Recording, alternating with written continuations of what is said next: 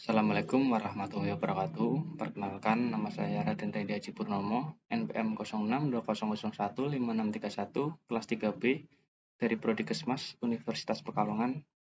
Sebelumnya, saya ucapkan terima kasih kepada dosen pengampu mata kuliah Epidemiologi Penyakit Menular, yaitu Bapak Jaya Maulana MKes. Di sini saya akan memaparkan paper tentang mode transmission penyakit menular. Bab 1 pendahuluan. Latar belakang, setiap individu mungkin mengalami sakit. Penyakit yang dialami oleh setiap orang tentunya sebenarnya tidak setara satu sama lain.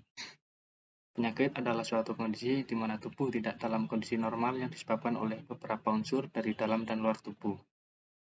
Berdasarkan sifat penyakitnya, dapat dibedakan menjadi dua, yaitu penyakit menular dan penyakit tidak menular. Penyakit menular cukup menonjol untuk diperhatikan dari otoritas publik daripada penyakit yang tidak dapat menular. Penyakit menular dapat disebabkan oleh mikroorganisme, infeksi, atau parasit yang dapat ditularkan melalui media tertentu. Penyakit menular sering disebut infeksi karena penyakit ini mengalami kontaminasi virus, bakteri, atau parasit yang ditularkan melalui berbagai media seperti udara, jarum suntik, transfusi darah, noda makan, atau minum. Adapun rumusan masalah dan tujuannya sebagai berikut. Rumusan masalah yang pertama, apa pengertian dari penyakit menular? Yang kedua, bagaimana mekanisme penyakit menular? Dan yang ketiga, apa saja jenis penyakit menular? Tujuan. Yang pertama, mengetahui pengertian dari penyakit menular. Yang kedua, mengetahui bagaimana mekanisme penyakit menular.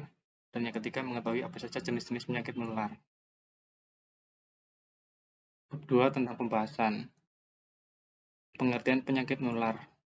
Penyakit menular merupakan penyakit infeksi yang disebabkan oleh mikroorganisme seperti virus, bakteri, parasit, atau jamur, dan dapat berpindah ke orang lain yang sehat. Beberapa penyakit menular yang umum di Indonesia dapat dicegah melalui pemberian vaksinasi serta pola hidup bersih dan sehat. Penyakit menular dapat ditularkan secara langsung maupun tidak langsung. Penularan secara langsung terjadi ketika kuman pada orang yang sakit berpindah melalui kontak fisik, misalnya lewat sentuhan dan ciuman, melalui darah saat bersin dan batuk, atau melalui kontak dengan cairan tubuh seperti urin dan darah. Orang yang menularkan bisa saja tidak memperlihatkan gejala dan tidak tampak seperti orang sakit apabila dia hanya sebagai pembawa carrier penyakit.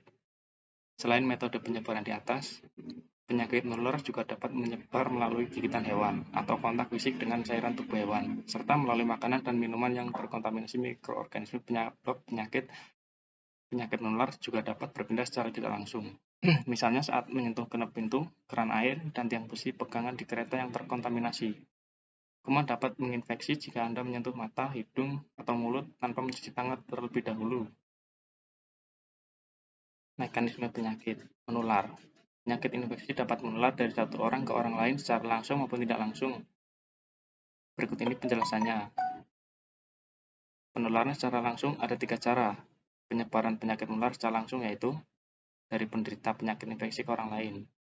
Berbagai jenis kuman dan virus penyebab infeksi dapat berpindah dari satu orang ke orang lainnya melalui kontak fisik dengan cara orang yang terinfeksi, misalnya melalui sentuhan, percikan air liur saat bersin atau batuk, dan perciuman. Penularan juga bisa terjadi melalui darah, misalnya dari transfusi darah atau jarum suntik yang dipakai bergantian dengan orang lain.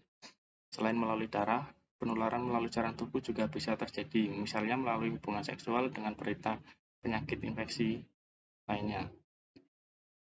Melalui kontak seksual ini sering menjadi penyebab infeksi menular. Yang kedua, dari ibu ke bayi. Seorang ibu yang menderita penyakit infeksi saat hamil berisiko tinggi untuk menularkan penyakit yang ditanya ke janin dalam kandungan. Di samping itu, penularan penyakit infeksi dari ibu ke bayi juga bisa terjadi melalui proses persalinan atau saat menyusui ASI. Yang ketiga, dari hewan ke manusia. Penularan infeksi dari hewan ke manusia bisa terjadi saat seseorang tercakar atau tergigit hewan, mengonsumsi daging hewan yang dimasak kurang matang, serta bersentuhan dengan kotoran atau urin hewan yang telah terinfeksi. Hewan pembawa penyakit infeksi ini bisa hewan liar maupun hewan peliharaan yang kurang terawat kesehatannya. Contoh penyakit infeksi yang menular melalui hewan adalah toxoplasmosis, pes, leptospirosis, dan rabies. Selanjutnya, penularan secara tidak langsung. Terdapat 3 cara penyebaran penyakit infeksi secara tidak langsung, yaitu yang pertama, benda yang terkontaminasi. Beberapa jenis kuman dapat hidup pada benda tertentu, seperti keran air, gagang pintu, dan bahkan handphone. Penularan bisa terjadi ketika Anda menyentuh benda yang telah terkontaminasi kuman atau benda milik penderita penyakit infeksi. Mikroorganisme penyebab infeksi juga bisa menyebar melalui penggunaan barang pribadi, misalnya handuk, sikat gigi, dan pisau cukur. Cara bergantian dengan orang lain. Yang kedua, makanan dan minuman yang terkontaminasi. Sembarangan mengonsumsi makanan dan minuman juga dapat menyebabkan Anda tertular penyakit infeksi. Berbagai jenis kuman, virus, dan parasit banyak ditemukan dalam makanan dan minuman, terutama daging dan telur yang dimasak hingga matang dan makanan dan minuman yang dipasteurisasi. Contoh penyakit infeksi yang terjadi melalui metode ini adalah diare keracunan, makanan antrak, flu babi, dan flu burung. Yang ketiga, gigitan serangga. Banyak penyakit infeksi yang menular melalui gigitan serangga, misalnya gigitan nyamuk yang membawa virus atau parasit penyebab infeksi. Contoh penyakit infeksi gigitan serangga ini adalah demam berdarah, malaria, filarisasi, chikungunya, penyakit Lyme, dan infeksi virus Zika.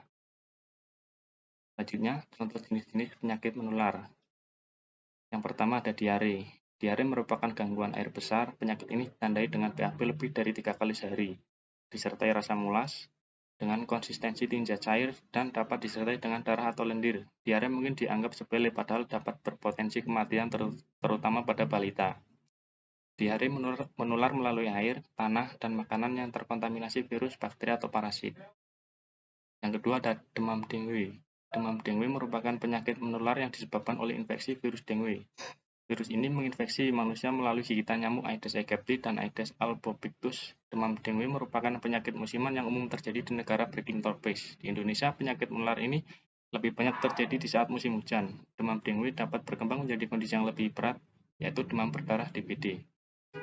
Dan yang ketiga ada TB tuberkulosis, masih menjadi pembunuh terbanyak di antara penyakit menular.